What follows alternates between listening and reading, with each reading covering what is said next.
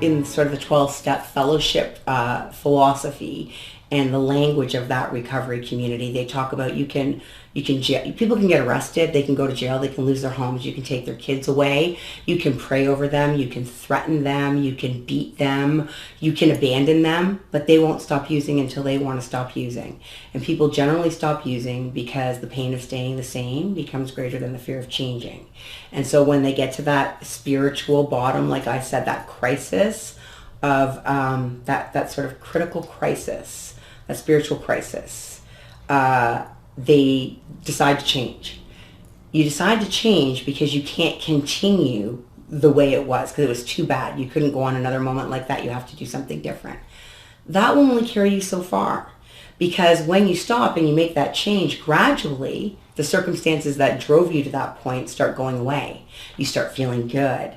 You start coming back into yourself. You start having some success. You start getting spiritually developed. You start building real relationships. You start being your authentic self. Life gets good. And the fear of going back is no longer going to motivate you.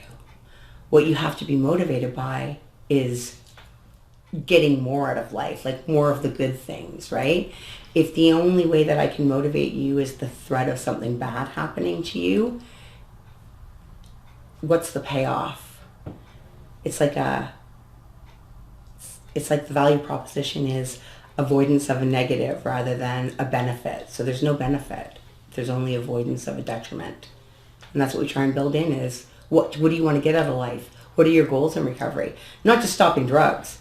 So you've stopped drugs. Now, how are you going to reward yourself? What are you going to get for stopping drugs? Not what are you going to not have to suffer through anymore. If you or a loved one are looking for help with substance abuse, call our 24/7 helpline at 1-800-615-1067. A caring addiction advisor is awaiting your call.